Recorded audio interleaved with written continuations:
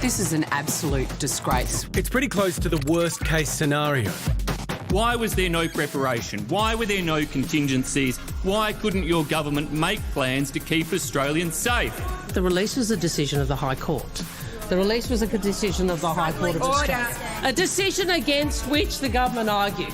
The former leader of a child exploitation ring becoming the third detainee to be charged after being released as a result of the High Court ruling on indefinite detention. 33-year-old Imran Dad accused of making contact with minors. It comes after 2 of the 148 men released were charged over the weekend. One with drug possession, a second with indecent assault. Now, sexual predators and convicted criminals are loose on our streets. 65-year-old Aliawar Yawari facing court yesterday, accused of attacking a woman at an Adelaide motel just 3 weeks after his release from an immigration detention centre. Go and ask the woman in South Australia who was sexually assaulted what she thinks of the way your government has handled this. Yawari had previously been convicted of assaulting 3 elderly women between 2013 and 14. Well, that was pretty shocking. He said you come to a hotel expecting to be safe. I thought they were all people who knew where they were and the police were following them and making sure that everything was all right. Now the opposition is calling for political scalps. Home Affairs Minister Claire O'Neill and Immigration Minister Andrew Giles in the firing line. They should do the honourable thing and resign. The logic of that is that the High Court should resign if you really think that there was some way to prevent this. The government insists new legislation set to be voted on tomorrow will fix the problem by extending anti-terror laws to allow offenders convicted of serious violent or sexual crimes to be redetained. It can be passed this week, it can be passed tomorrow, but we need the opposition to agree to pass that. Those assurances not enough to stop the political onslaught against a government struggling to regain control. Can you assure Australians that no one else will become a victim of crime perpetrated by any of the released detainees? You're always more interested in a political fight than fixing the problem. We are working to fix the problem. I'm looking forward to you coming aboard, Senator Cash. Well, we reached out to Home Affairs Minister Claire O'Neill to come on the show, but she declined. So we're chatting to 10 News First's political editor, Ashley Raper. Ash, the opposition is calling for both the Home Affairs Minister and the Immigration Minister to resign. Do you think they can survive this?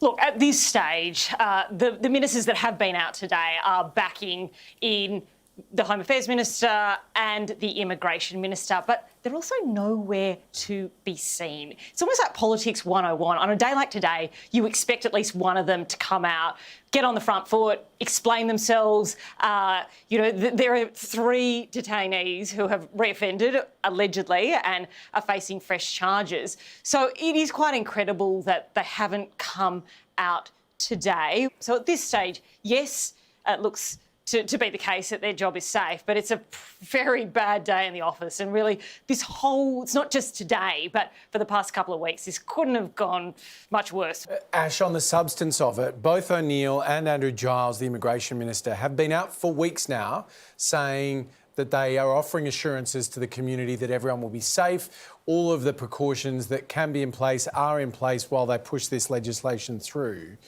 On the face of it, doesn't it now look like they were just wrong?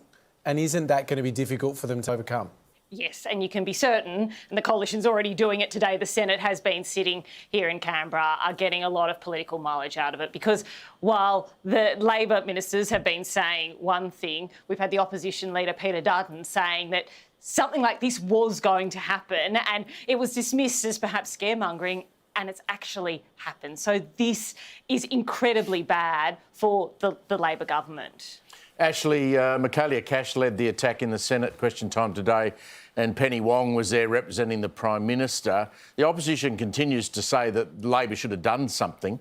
Are they being fairly or unfairly crucified on that point? Look, there is no doubt that the coalition has politicised this. They wanted to have this fight, but you can't really spin it any other way.